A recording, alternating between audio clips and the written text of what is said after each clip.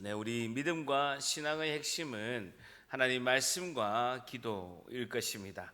제일 중요한 것은 우리의 신앙과 우리 믿음으로 구원을 받고 이 땅에서 하나님의 백성으로서 삶을 살아가는 신앙의 핵심은 믿음과 신앙의 핵심은 말씀과 기도일 것입니다. 영적 전쟁의 무기는 하나님 말씀과 기도이고 하나님 말씀 성경의 약속에 의지하는 기도가 가장 강력한 영적 전쟁의 무기일 것입니다. 그래서 기도와 말씀 앞에 우리가 삶을 서야 될 것이죠. 우리가 신명기 4장 7절 같이 한번 읽습니다. 시작. 우리 하나님 여호와께서 우리가 그에게 기도할 때마다 우리에게 가까이 하심과 같이 그 신이 가까이함을 얻은 큰 나라가 어디 있느냐.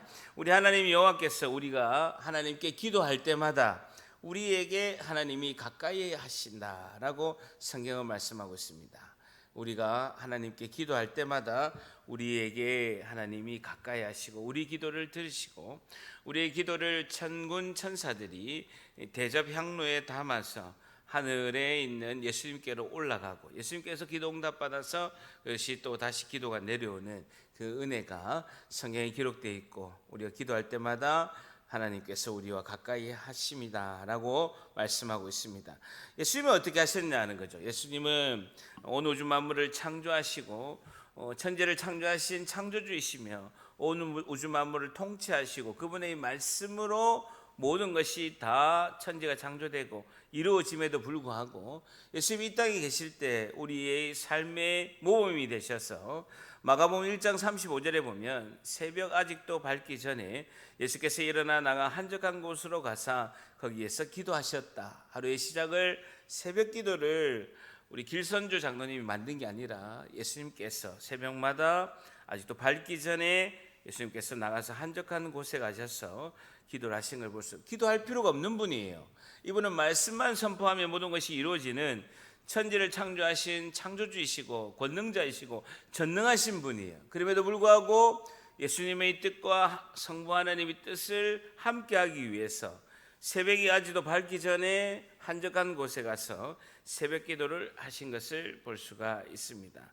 예수님께서도 세례를 받으실 때 아주 중요한 일 때마다 예수님께서 기도를 빠지지 않으셨다라고 기록하고 있습니다. 백성이 다 세례를 받을 때 예수도 세례를 받으시고 기도하실 때에 하늘이 열렸다. 예수님 세례를 받으시면서도 기도를 하신 것을 볼 수가 있습니다. 세례를 받으시면서도 예수님께서 하나님께 기도하신 모습을 볼 수가 있죠.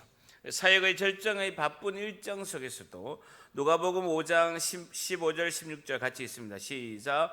예수의 소문이 더욱 퍼짐에 수많은 무리가 말씀도 듣고 자기 병도 고침을 받고자 하여 모여오되 예수는 물러가사 한적한 곳에서 기도하신 예수님의 소문이 났죠. 예수님께서 수많은 사람들의 병을 고치고 오병이의 기적을 행하시고 엄청난 기적을 행했습니다. 많은 병자들을 고치니까 수많은 무리가 예수님의 말씀, 복음의 말씀도 듣고 자기 병도 고침을 받고자 해서 많이 모여드는데 그때마다 예수님께서는 모든 영광을 하나님 아버지께 영광을 드리고 본인이 세상의 왕으로 세상의 그런 최고의 그런 로마 황제와 같은 그런 추앙을 받고자 백성들이 추앙을 하고자 모여들었을 때 예수님께서는 그 영광을 받지 않으시고 한적한 곳에 가서 기도하시는 모습을 볼 수가 있습니다. 제일 중요한 12제자를 부를 때도 예수님께서 누가복음 6장 12절에 예수께서 기도하시러 산으로 가사 제일 중요한 12제자를 부르시기 전에 밤이 새도록 하나님께 기도했다라고 기록되어 있습니다. 제자를 부르시기 전에 너무나 중요한 일이 있을 때는 예수님께서 밤이 새도록 하나님께 기도하시고 밝음에 그 제자들을 부르사 그 중에서 12를 택하여 사도라 칭하셨다라고 이렇게 기록되어 있습니다. 제일 중요한 일 때마다 예수님은 기도하시고 더욱더 중요할 때는 밤이 새도록 하나님께 기도하셨다. 철야를 했다라고 이렇게 말씀하고 있습니다. 오늘 한번 철야하시겠습니까? 아무도 동의 안 하시는군요. 네. 자, 그리고 예수님께서 마지막에 제자들을 베드로의 고백을 듣고 예수님께서 1차 순환을 예고하실 때, 예수님께서 따로 기도하실 때에 제자들이 주와 함께 있더니 물어 이르시되 무리가 나를 누구라 하느냐. 예수님이 공생의 사역을 거의 마칠 때 제자들과 함께 그 헬몬산에 가서 주님께서 마지막 졸업시험 문제를 냈죠. 제자들에게 너희는 나를 누구라 하느냐, 무리가 나를 누구라 하느냐, 두 번째는 그러면 너희가 나를 누구라 하느냐, 이 예수님께서 질문을 하시고, 그리고 베드로의 고백을 듣고 내가 십자가에 못 박혀 죽을 것이다 라는 1차 순환 예고를 하실 때도 기도하실 때라는 표현이 있습니다. 이르시되 인자가 많은 고난을 받고 장로들과 대제사장들과 서기관들에게 버림받아 죽임을 당하고 제3일에는 부활하실 것을 말씀하시면서도 그 중요한 주님이 사역하실 때는 반드시 기도하셨다라고 말씀하고 있습니다. 변화산에서도 하나님 나라의 영광을 보여주실 때도 누가복음 9장 28절에 이 말씀을 하신 후에 8일쯤 되어서 예수께서 베드로와 요한과 야고보를 데리고 기도하시러 산에 올라가시고, 기도하실 때에 예수님께서 용모가 변화되어서 옷이 휘어져서 변화산의 그 영광의 광채가 난 것을 볼 수가 있죠. 예수님 옆에는 모세와 엘리야, 율법을 상징하는 모세, 선지자를 상징하는 엘리야가 예수님 옆에 있는 모습을 보는데, 이때도 예수님께서 기도하셨다라고 반드시 주님께서 기도하신 모습을 성경은 기록되어 있다라는 것이죠.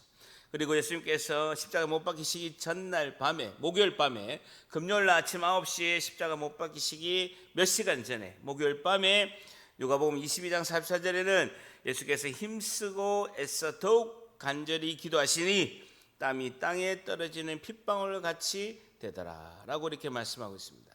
십자가의 순환을 준비하시면서 주님께서 땀방울이 핏방울이 되도록 기도하시는 모습을 볼 수가 있죠. 하물며 십자가에 못 박히시면서도 주님이 기도하시는, 십자가에 못 박혀서 6시간의 그 고통 속에서 아침 9시에 못 박히시고 오후 3시에 돌아가시기 전까지 그 고통 속에서도 예수께서 이르시되 아버지 저들을 용서하여 주옵소서라고 기도하고, 자기들이 하는 것을 알지 못합니다 라고 하나님께 기도하는 모습을 보여주고 계시나. 성경은요 너무나 기도를 강조하고 있다라는 것입니다. 제가 이제 오늘 기도에 관련 체크리스트를 7가지를 진단서를 제가 한번 드릴 테니까 여러분 한번 체크를 해보시고 해당이 되는 것을, 우리 주보 여기 보면 공란이 있잖아요. 공란에다가 발을 정자로 한번 이렇게 체크를 해보십시오. 그래서 제가 한번 체크리스트, 우리가 뭐 차가 고장나잖아요. 차가 고장나면 어떻게 해야 됩니까? 그렇죠. 김현 성도님한테 가면 되는 거예요. 괜히 고치려고 하다가 시급하지 마시고 체크리스트를 작성할 줄 아는 김현 성도님한테 가면 김현 성도님이 체크를 해서 그 다음에 뭐라고 합니까? 그렇죠. 수리하는 견적서를 주십니다. 미션이 나갔습니다. 250만 원 들어갑니다 라고 이렇게 견적을 하는 것 같이, 우리가 지금 나의 기도가 어떤 상태인가를 확인하기 위해서 제가 체크리스트를 7개를 만들었어요. 그래서 해당이 되면 발을 정자를 한번 적어보고 7개 다 된 분은 저한테 찾아오시면 됩니다. 아주 진단해본 결과 견적이 너무 많이 나온 거예요. 그래서 폐차를 해야 될지 수리를 해야 될지 고민할 거니까 잘 보세요. 첫 번째 지목, 기도는 힘들고 어렵고 기도하려면 말문이 막힌다. 첫 번째 체크리스트, 기도는 힘들고 어렵고 기도를 하려고 하면 자꾸 말문이 막히고 그렇다. 기도는 힘들고 어렵다. 체크해 보시고, 두 번째는 기도한 후에도 마음이 답답하고 평강이 없으며 무엇을 기도해야 할지 막막하다. 다시요. 기도한 후에도 마음이 답답하고 평강이 없으며 무엇을 기도해야 할지 막막하다. 세 번째는 더 나은 기도를 위해서 고민하고 노력하지 않았다. 내가 더 나은 기도를 위해서 내가 어떻게 하면 더 나은 기도를 할까 고민해보고, 기도 제목은 어떻게 해야 되고 기도는 어떻게 해야 되는지를 내가 고민하고 노력을 해야 되는데 노력한 적이 없다. 일부러 안 적는 척 하시네요. 세 번째, 분명히 이거 몇 개 나옵니다. 기도가 삶의 우선이 아니라 여러 일 중에 하나라고 생각하고 중요성을 깊이 인식하지는 않는다. 기도가 삶의 우선순위가 되어야 되는데, 그 시간이 될 때 뭐 내가 조금 일하다가 시간이 남으면, 아니면 뭐 내가 조금 이렇게 여유 있고 한가로울 때, 아니면 좀 마음에 여유가 있을 때 기도해야지라고 우선순위를 뒤로 미루고 여러 일 중에 하나라고 생각하고 중요성을 깊이 인식하지 않는다. 다섯 번째, 급할 때 돈을 꺼내는 통장처럼 기도를 복받는 도구라고 생각하고, 내가 급하게 어떤 일을 이룰 때마다 기도를 하고 그것을 이루기 위한 목적으로 기도를 도구로 사용한다. 여섯 번째, 평소에 기도하기보다는 필요한 때만 기도하고 주로 위로의 기도를 받기를 원한다. 다른 사람이 나에게 위로 기도를 좀 했으면 좋겠다, 아니면 그냥 내가 위로를 받기 위해서 기도하고, 평소에 기도하기보다는 내가 필요할 때만 생각을 해서 기도한다라는 것이죠. 예수님은 새벽에 중요한 일이 있을 때마다, 그리고 바쁜 사역 중에서도 하물며 십자가에 못 박혀서 돌아가시면서도 기도를 하셨어요. 근데 평소에 기도하기보다는 필요한 때만 기도하고 주로 위로의 기도를 받기를 원합니다. 마지막으로, 어떤 때는 아무 생각 없이 습관을 따라 기도할 때가 많다. 자, 어떤 때는 아무 생각 없이 습관에 따라서 기도할 때가 많다. 7가지 체크리스트를 했습니다. 하나도 해당이 안 된다. 난 하나도 해당이 안 된다. 여기까지만 질문하겠습니다. 몇 개라고는 내가 묻지 않겠어요. 본인이 반성해 보시고 견적을 내시면 됩니다. 몇 개 이상 위험하냐고요? 예? 뭐라고? 예. 폐차 수준입니까? 예. 미션도 나오고 엔진도 다 나갔어요. 아이고 주여. 뭐 괜찮습니다. 뭐 어지간히 고치는 것보다 차라리 폐차하는 게 낫습니다. 새 차를 사는 게 낫습니다. 예, 감사합니다. 자, 뭐 체크를 해보시고, 기도의 중요한 진리가 제가 한 10가지를 오늘 제가 한번 하루 종일 생각하면서 한번 메모를 해봤어요. 첫 번째는, 믿음은 기도를 통하여 자라간다는 거 있죠. 믿음이 우리가 자라가야 됩니다. 성령이 충만해서 나의 영적으로 충만함의 은혜 가운데 내가 성화의 삶을 걸어가는 것인데, 믿음은 그 기도를 통해서 자라가는 것이죠.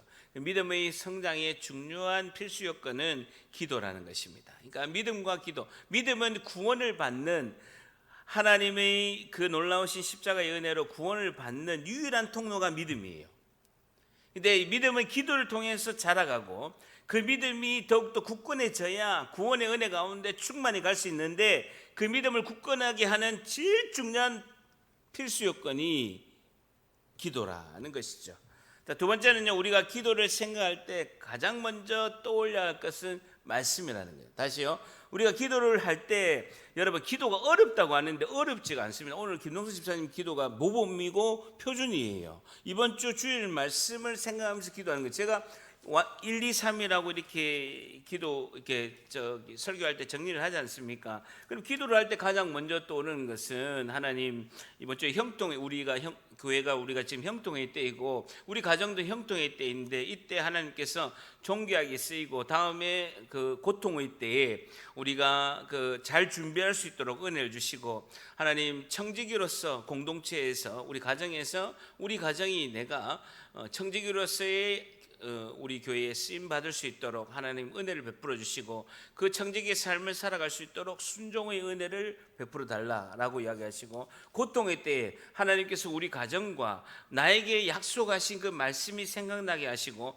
다시 은혜의 자리로 가도록, 하나님 주신 사명을 잃지 않도록 하나님 은혜를 달라라고 하고, 그리고 우리가 이 고통의 때에도 히브리 산파 두 여인은 그 목숨을 걸고 하나님을 경외함으로써 순종했지 않습니까? 바로가 아들이 태어나면 죽이라고 했는데 자기가 목숨을 걸고 그 바로의 명령을 어기고 하나님 말씀에 순종한 이유는 하나님을 경외하였다는 것이죠. 우리가 하나님의 존재를 모르고 하나님을 사랑하지 않아서 죄를 짓는 것이 아니라, 하나님을 두려워하지 않으니까 죄를 지니까, 하나님, 제가 하나님도 알고 하나님을 사랑하지만 하나님을 두려워하지 않으므로 죄를 짓지 않도록 은혜를 베풀어 주시옵소서. 배운 말씀을 기도하면 되는 거예요. 이게 쌓이면요, 말씀밖에 생각이 안 나요. 기도를 생각할 때 말씀밖에 생각이 안 난다고요. 굉장히 영적으로 파워풀한 기도입니다. 사탄 마귀가 다 물러 떠나는 엄청난 기도입니다. 진리의 말씀으로 기도하는 것 너무나 중요하다라는 것이죠. 그래서 우리가 기도를 생각할 때 가장 먼저 떠올려야 할 것은 말씀이다. 그러니까 기도와 말씀은요 짝지예요, 짝지. 왜냐하면 하나님의 말씀이 성경 말씀이고 하나님의 전능하신 하나님의 말씀 자체가 기도와 협력해서 나가는 동반관계라는 거예요. 그러니까 기도와 저를 따릅니다. 기도와 말씀은 짝지이다. 하나님 하나 짝이 되어서 협력하는 관계, 동반관계이기 때문에 기도를 할 때 말씀을 떠오르지 않으면 그 기도는요 굉장히 연약한 기도입니다. 사탄이 부르부르 떨어야 되는데 연약한 기도일 수밖에 없다는. 그러니까 설교 말씀을 기억해서 그 말씀을 메모해가지고 우리 기억이 잘 안 나잖아요. 메모를 해서 그대로 하나님께 아뢰는 그 기도가 굉장히 중요하다는. 세 번째는 기도는 우리를 하나님 말씀인 성경에 이르게 하고 하나님의 말씀을 우리로 하여금 기도하게 만든다라는 거예요. 다시요. 기도는 우리를 하나님 말씀의 성경의 말씀이 떠오르는. 여러분, 내가 죄를 짓고 하나님께 회개하지 않고 내가 온전치 못할 때 예수님의 얼굴이 떠오르고 예수님의 그 모습이 앞에 떠오르면 얼마나 좋겠습니까? 유일하게 떠오르는 게요. 기도도 하기 싫고 너무나 영적으로 허무하고 험한 가운데 있어서 기도도 하기 싫고 시험에 들 때 그래도 우리가 기도의 자리로 나가게 하는 것은 주의 말씀인 줄 믿습니다. 하나님 말씀이 생각나는 거예요. 기도는 우리를 하나님 말씀인 성경에 이르게 하고 그 하나님의 말씀을 우리로 하여금 기도하게 만든다. 기도가 안 될 때는요 말씀을 계속 읽으면서 요한복음 말씀을 계속 읽으면서 그 말씀을 따라서 기도하면 그 말씀의 충만함이 내 안에 들어와서 영적으로 충만하게 되는 은혜를 하나님 부어주신다는. 그러니까 기도가 안 될 때는 말씀을 억지로라도 읽어서 말씀 기도하는 것이 중요하다라는 것이죠. 네 번째는요, 하나님이 영이시기 때문에 기도는 영이신 하나님과의 깊은 교제이고 사귐이다. 여러분, 하나님과의 우리 인생은요 하나님과의 그 추억의 로맨스예요. 그 하나님과의 그 좋은 추억을 간직하면서 이 땅의 어려움과 환난을 이겨낼 수 있는 힘으로 나아가는 거예요. 그러기 위해서는 기도는요 하나님이 영이시기 때문에 하나님이 영이시기 때문에 기도는 영이신 하나님과의 깊은 교제이고 영적 사귐이라는 거예요. 다오라고 하지 마시고 하나님과 가운데 깊은 교제 가운데 들어가는 거예요. 하나님이 나를 향하신 뜻이 무엇입니까? 오늘 제가 온전치 못한 것이 무엇입니까? 깊은 대화 가운데 하나님께서 말씀하시고 제가 하나님께 순종하겠습니다라고 대화하고 하나님과 깊은 교제, 하나님과의 그 로맨스, 추억을 쌓아가는 것. 저는 그런 고백을 많이 합니다. 아주 어린아이와 같이 연약한 아이와 같은 고백을 많이 해요. 주님, 저를 안아주시고 저에게 하나님의 은혜가 충만히 부어주시고 오늘도 연약하고 약한 저를 하나님 자비와 긍휼을 베풀어 주시고 하나님의 구원의 그 놀라우신 선하신 손길로 함께 해달라라고 항상 하나님께 아뢰입니다. 고린도전서 14장 15절은 이렇게 말씀하고 있습니다. 같이 있습니다. 시작. 내가 영으로 기도하고 또 마음으로 기도하며 내가 영으로 찬송하고 또 마음으로 찬송하리라. 내가 영으로 기도하고 마음으로 기도하고 내가 영으로 찬송하고 내 마음으로 찬송한다. 찬송과 기도와 말씀은 하나가 되어서 내 마음속의 심령을 하나님의 충만한 은혜로 인도하신다라는 것이죠. 다섯 번째, 기도는 하나님과 친밀하고 진지하게 대화를 나눈 것이다라는. 기도는 독백하는 게 아니에요. 혼자 말하고 막 독백하고 주문해 오듯이 하고 벌떡 일어서 가지고 이제 교회 집으로 가는 게 아니라는 거예요. 독백이 아니라는 거예요. 하나님과 친밀하고 진지한 대화를 나눈 것이 기도다라는 것이죠. 여섯 번째는요, 기도는 하나님의 이야기를 듣고 나의 이야기를 나누는 가운데 나의 문제가 자연스럽게 해결되는 경우가 상당히 많다라는 거죠. 내가 하나님께 이야기하고 잠깐만요. 기도는 하나님께 내가 하나님의 이야기를 듣고 나의 이야기를 하나님께 나누는 가운데 기도는 하나님께 내 이야기를 하나님께 드리고 하나님의 이야기를 듣고 그 가운데 자연스럽게 나의 문제가 해결되는 경우가 너무나 많다는.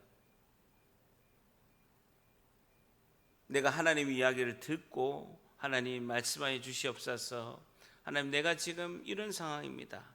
하나님 내 위기와 어려움 가운데 있는데 하나님 은혜를 달라라고 이야기하는 가운데 기도 가운데 자연스럽게 응답받는 경우가 너무 많아요. 너무 많아요. 예배 가운데 말씀을 듣는 가운데 기도 가운데 자연스럽게 고민하고 예배 전에 고민을 잔뜩 가지고 왔는데 예배 가운데서 하나님께서 기도 가운데서 해결해 주는 경우가 너무나 많다라는 것이죠. 일곱 번째는 기도를 통하여서 하나님과 친밀하며 신뢰하는 관계로 발전하게 된다. 기도를 통해서 하나님과 친밀하며 하나님과 신뢰하는 관계로 발전하게 된다라는 것입니다. 자, 그리고 여덟 번째는요. 기도는 영혼의 호흡이고요. 맥박과 호흡이 멈추면 죽음이 있게 되는 것처럼 기도는 영혼의 호흡이기 때문에 사람이 의사가 사망 진단을 할 때 누구누구씨 몇월 2022년 몇월 며칠 몇 시에 사망하셨습니다라고 의사가 진단을 할 때 그 진단하는 그것이 뭡니까? 코에 우리 아버님 소천하실 때 보니까 의사 선생님 오셔서 아버지 코에다가 이렇게 손을 대보시고 호흡을 안 하니까 그것이 호흡이 멈춰서 죽으셨다, 이렇게 돌아가셨다라고 이렇게 진단을 하시더라고요. 그래서 기도는 영혼의 호흡이고 맥박과 호흡이 멈추면 죽으면 우리가 영혼에도 호흡이 있는 것처럼 데살로니가전서 5장 17절에는 쉬지 말고 기도하라라고 이렇게 하는 것은 우리가 쉬지 않고 어떻게 기도할 수 있겠습니까? 영적 호흡을 하라라는 그 말씀이죠. 그리고 골로새서 4장 2절 같이 있으면 시작. 기도를 계속하고 기도에 감사함으로 깨어 있으라라고 이렇게 말씀하고 있죠. 자, 아홉 번째는 기도는 하나님과 사랑하는 것이다라는 것입니다. 요한일서 5장 3절에 하나님을 사랑하는 것은 이것이니 우리가 그의 계명을 지키는 것이다라는 것입니다. 그래서 기도의 시간, 그것은 하나님과 사랑의 시간이고 하나님과 교제하고 사랑하는 것이 기도다라는 것입니다.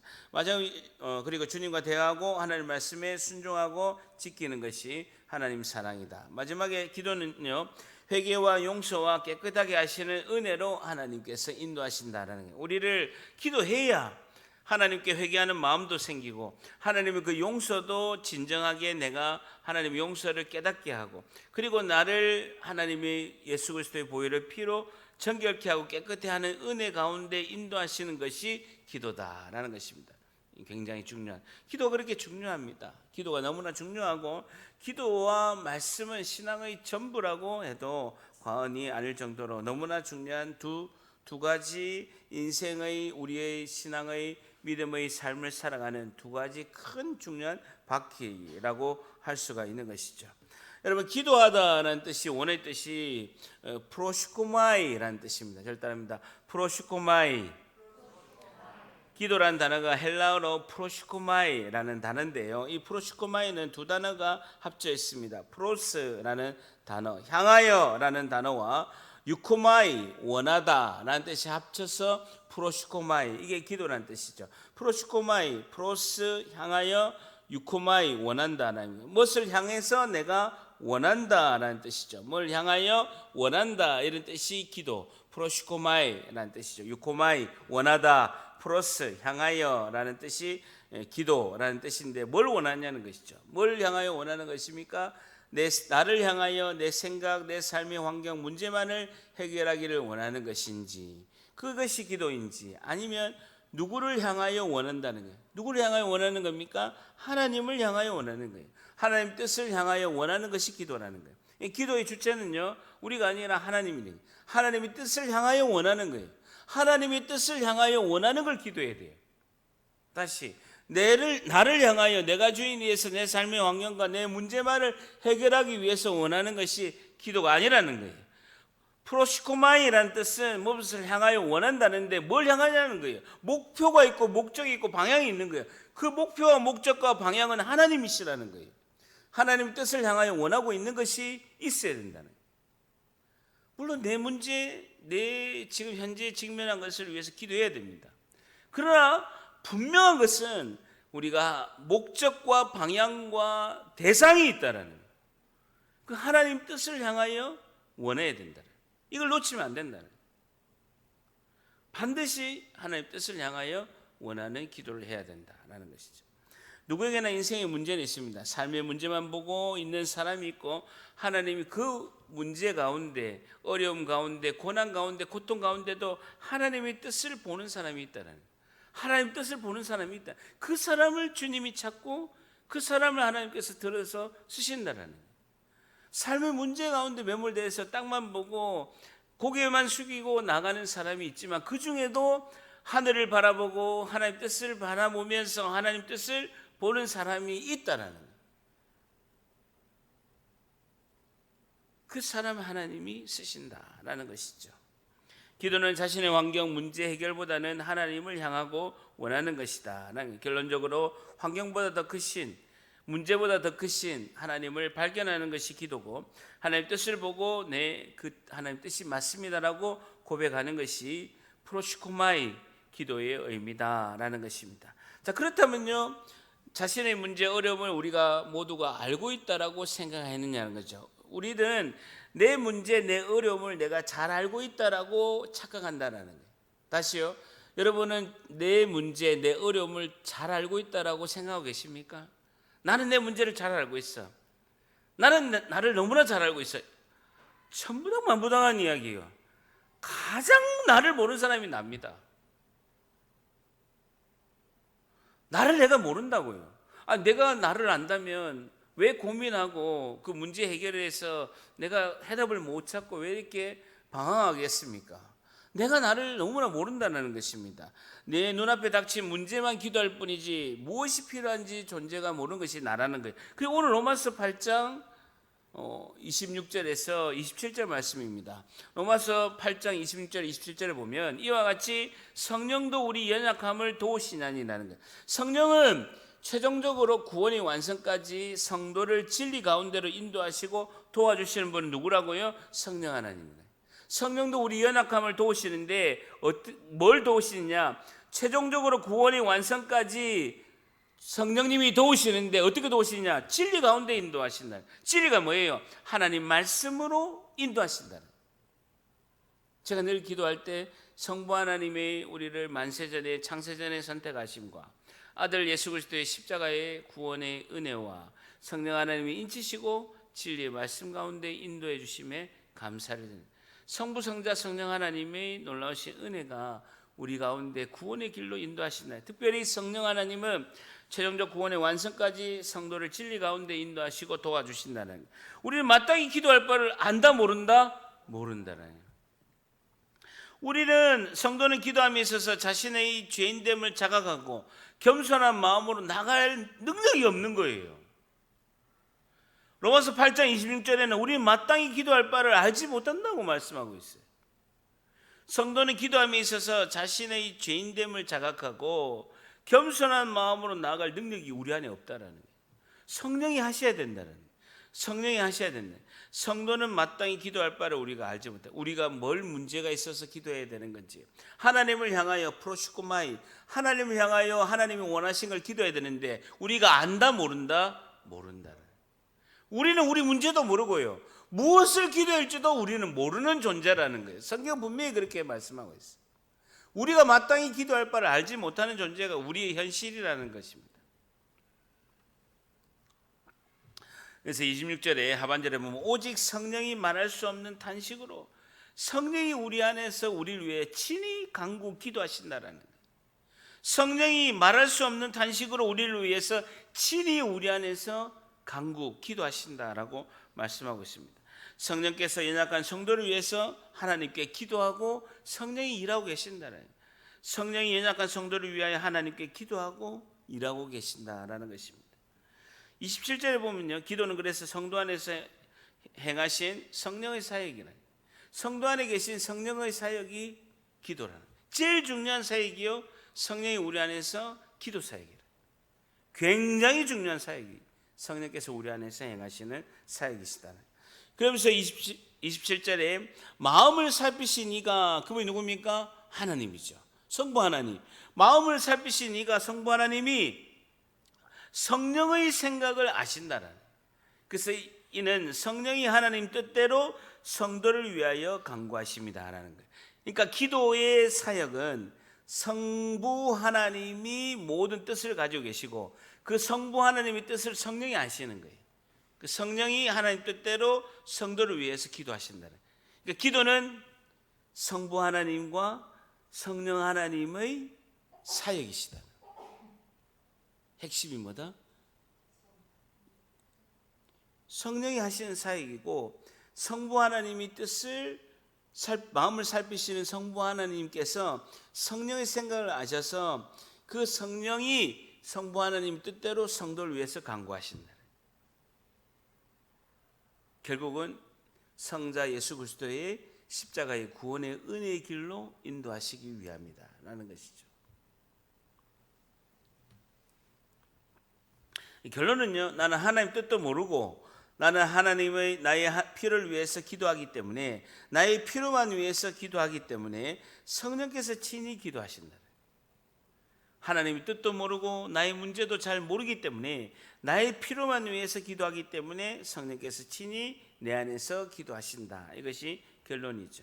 기도는 하나님을 향하고 하나님을 원하는 것, 하나님의 뜻을 구하는 것이 기도의 결론이라고 할 수 있을 것입니다. 자, 그런데요, 그러면 내 인생의 문제는 어떻게 해야 되는 거예요? 내 삶의 문제는 어떻게 해야 되냐? 이게 나오는 거죠. 다시요. 기도는 하나님을 향하고 하나님을 원하는 것을 하나님 뜻을 구하는 것인데, 자, 그렇다면 나에게 닥친 문제는 어떻게 해야 되냐? 기도 안 하고 놔두면 되는가요? 나에게 닥친 문제가 많이 있잖아요.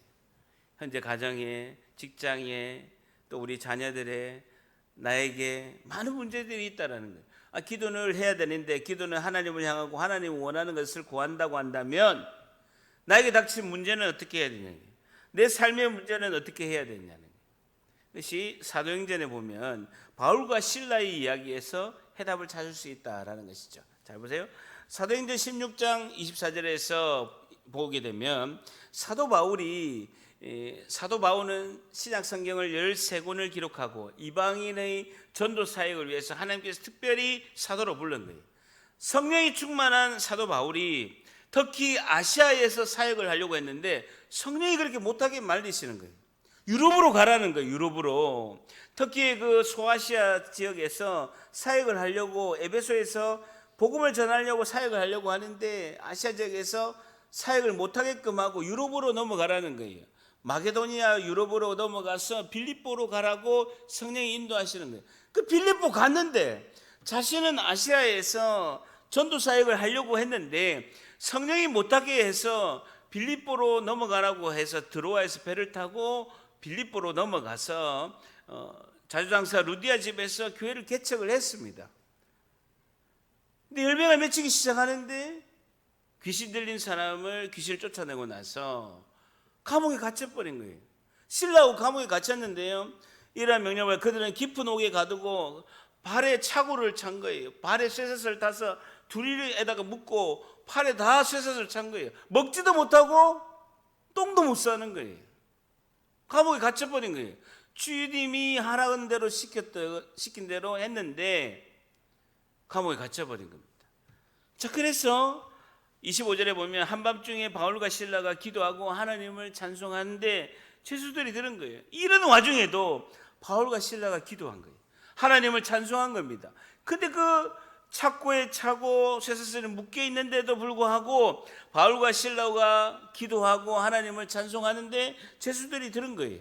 근데 갑자기 찬송하고 기도하니까 큰 지진이 일어나서 옥토가 움직이고 문이 곧 다 열리며 모든 사람이 맨 것이 다 벗겨지는 엄청난 기적이 일어난 거예요. 지진이 일어나가지고 감옥이 다 터져버린 거예요. 쇠사슬이 다 묶인 게 다 풀어져 버리고 지진이 일어나가지고 감옥 문이 다 터져버린 거예요. 옥토가 움직이고 문이 다 열리고 모든 사람이 맨 것이 다 벗어나는, 죄인들이 묶인 것이 다 풀어지는 엄청난 기적이 일어난 거예요. 바울과 실라가 기도하니까, 하나님을 찬송하니까 그런 일이 일어난 거예요. 자, 우리는 이렇게 생각할 수 있습니다. 바울과 실라가 감옥에 갇혔을 때 우리 이렇게 이야기하죠. 역시 기도와 찬송을 하고 기도와 찬송의 능력으로 기도를 하니까 큰 지진, 옥토가 움직이고 문이 열리고 메인 것이 모두 벗어났다라고 생각하는 거예요. 여러분이 바울의 입장이라면 감옥에서 어떻게 했겠습니까? 어떤 기도를 했겠습니까? 여러분이 바울의 입장이고 실라의 입장이라면 내가 아시아에서 사역을 하려고 했는데 하나님께서 안 된다, 성령이 하지 마라 해가지고 유럽으로 넘어가서 유럽으로 갔더니만 감옥에 갇힌 거예요. 가장 정치적으로 민감한 죄수들은 지하의 깊은 감옥에 갇혀가지고 착고로 발이 다 묶이고 쇠사슬이 묶인 거예요. 그럼 여러분 어떤 기도하겠습니까? 저는 이렇게 기도하겠어요. 하나님, 내가 이곳에 오려고 해서 왔습니까? 하나님 가라고 해서 왔고, 하나님 시킨 대로 복음을 전했고, 교회가 개척이 되고 많은 사람들이 영접을 했는데 내가 이렇게 감옥에 오게 되었으니까, 하나님 일을 하기 위해서 감옥에 갇혔으니까 하나님 감옥에서 내보내 주세요. 감옥에서 나가게 해달라고 기도 안 했겠습니까? 먹지도 못하고 용변도 제대로 누지 못하는 상황에서 고통과 고통 속에서 주님, 내가 주의 일을 하다가 감옥에 왔는데 하나님 감옥에서 나가게 해달라고 기도 안 했겠습니까? 여러분 같았으면 기도 그렇게 하지 않았겠습니까?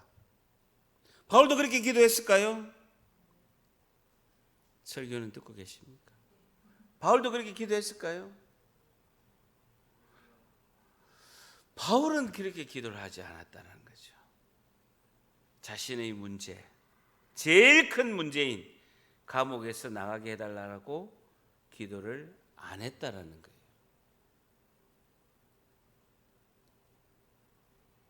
만 명이면 9,999명은 주님, 이 감옥에 나가게 해달라고 기도했을 것입니다.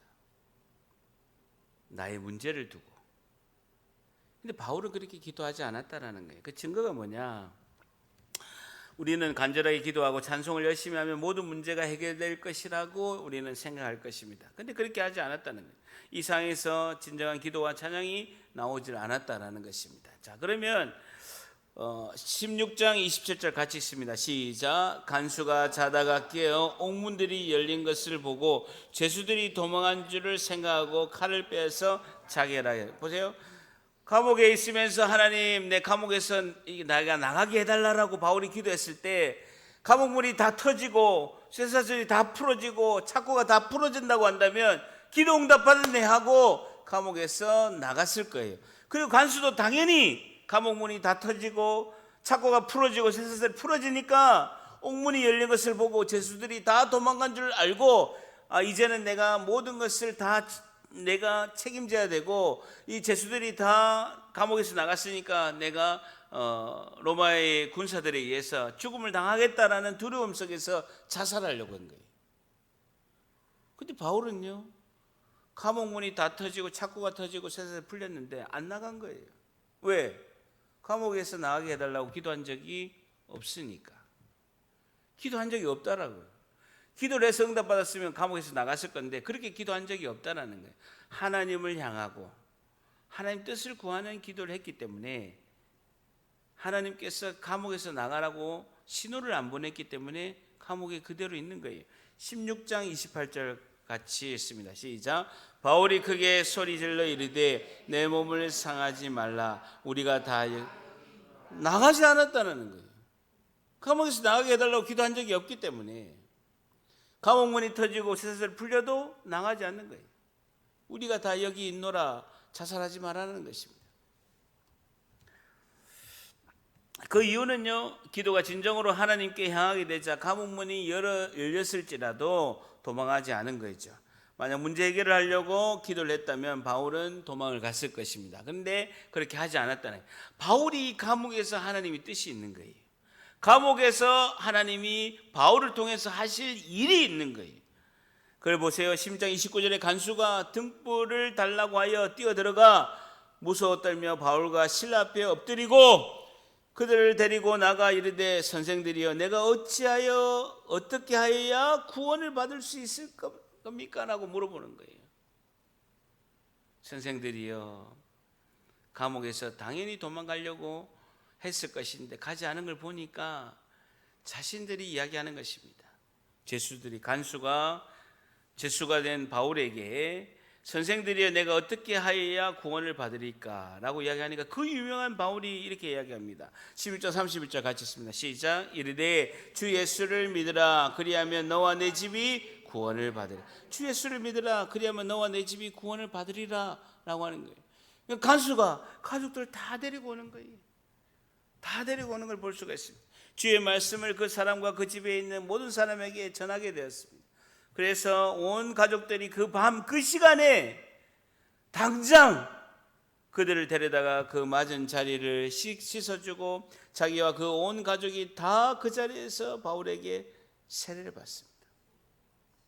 하나님께서 바울을 빌립보 감옥을 통해서 갇히게 하고 지진이 일어나서 그 간수와 온 식구와 그 빌립보에 있는 그 모든 이 가족들에 해당되는 사람들이 다 세례를 받고 구원을 받게 하시려고 하나님 그 뜻이 있기 때문에 바울은 도망가지 않은 거예요. 내 문제가 해결되었다고 내 문제를 위해서 기도하지 않았고 내 문제가 해결되었다고 그 자리를 벗어나지 않고 하나님의 뜻이 무엇인가를 물은 거예요. 하나님이 구원의 은혜를 베푸실 그 역사를 바울은 알게 되었고 그 통해서 그 간수와 그 온 가족이 다 세례를 받고 그들 데리고 자기 집에 올라가서 음식을 차려주고 그와 온 집안이 하나님을 믿음으로 크게 기뻐하니라. 그 역사를 이루기 위한 하나님의 뜻을 깨닫고 그대로 순종한 거예요. 그렇다면 하나 남아있는 게 있죠. 바울이 감옥에서 나가야 되는 거예요. 바울은 자기의 문제를 하나님께 기도하지 않았는데 하나님은 바울의 문제를 어떻게 해결하시냐는 것이죠. 내 문제 환경을 보다가 프로시코마이 하나님을 향하게 된 거예요. 처음에 바울도 이렇게 저처럼 기도하지 않겠습니까? 내가 하나님께 순종했는데 이런 상황이 있었으니까 하나님 제가 왜 이렇게 억울하게 갇혀야 됩니까? 나를 감옥에서 꺼내주시는 은혜를 베풀어 주셔야 되지 않겠습니까? 라고 처음에는 기도했을 것입니다. 그런데 가만히 하나님을 향하신 하나님의 그 뜻을 파악해 보니까 감옥에서 나가게 하는 것이 하나님 뜻이 아니라 그 감옥에 있는 간수와 온 가족을 구원하시기 위한 하나님의 위대한 섭리와 뜻을 깨달은 거예요. 감옥이 터져도 그래 나가지 않은 거예요. 하나님을 향하여 하나님이 원하신 것을 물어보고 기도로 응답받았기 때문에 그 자리에 있었던 것입니다. 내 뜻을 향하지 않고 하나님의 뜻을 바라보게 되니까 하나님께서 이제 바울의 문제를 해결해 주시는 거예요. 바울이 그걸 기도하지 않더라도 바울 자신의 문제를 하나님이 해결해 주시는 겁니다. 자, 35절 같이 읽습니다. 시작. 날이 새매 상관들이 부하를 보내어 이 사람들을 놓으라 하니 36절 간수가 그 말대로 바울에게 말하되 상관들이 사람을 보내어 너희를 놓으라 하였으니 이제는 나가서 평안히 가라. 바울이 기도하지 않더라도 하나님 내 문제 해결해 주시는 거예요. 하나님을 향한 하나님의 뜻을 원하는 것을 순종하니까 하나님께서 상관을 부하들에게 보내서 이 사람들을 감옥에서 나가라라고 놓아주라라고 명령하는 것입니다. 간수가 그 말대로 바울에게 말하되 상관들이 사람을 보내어 너희를 놓으라 했으니 이제는 나가서 평안히 가라라고 합법적으로 정식적으로 도망가지 않고 감옥에서 나가게 됐다라는 것입니다. 나의 문제를 그게 매달려서 그걸 계속 간구하지 않더라도 하나님을 향한 하나님의 뜻을 간구하니까 내 문제를 주님이 충만한 은혜 가운데 해결해 주실 줄 믿습니다. 이걸 깨달아야 돼요. 이걸 깨달아야 되는 겁니다. 내 문제에 몰입하면요 하나님 뜻이 안 보입니다. 하나님 뜻을 향하고 하나님 뜻을 보게 되면 하나님이 나의 문제를 다 성령이 우리에게 먼저 앞서서 일하시고 성령이 하시는 은혜 가운데 우리가 그 성령이 하시는 역사를 볼 줄 믿습니다. 결론은요, 기도가 하나님을 향하고 하나님 뜻을 원하면 바울처럼 삶의 어려움 속에서도 믿음으로 현실을 바라보게 된다는 거예요. 하나님 뜻을 향하고 하나님 뜻을 원하면 절대랍니다. 하나님 뜻을 향하고 하나님 뜻을 원하면 믿음으로 바라보게 된다. 믿음으로 보게 된다라는 것이죠. 그래서 기도는 환경과 문제를 붙잡고 기도하는 것이 아니라 하나님 뜻 말씀을 붙잡아야 된다라고 결론을 나고 있습니다. 그래서 우리의 고백은요, 나는 예수님만 필요하다는 거예요. 절대랍니다. 나는 예수님만 필요합니다. 그리고 하나님을 향하도록 성령의 은혜를 부어달라. 성령이 하시는 역사니까 가장 간구했는 건요, 성령의 은혜를 부어달라. 성령이, 하나님이 내 안에서 친히 간구하시는 그 기도를 내가 깨닫게 도와주시고, 하나님이 나를 위해서 성령 하나님이 친히 하나님께 기도하시는 은혜를 내가 깨닫고 그 은혜에게 초점을 맞추고 따라가게끔 은혜를 달라라고 간구를 해야 된다라는 것이죠.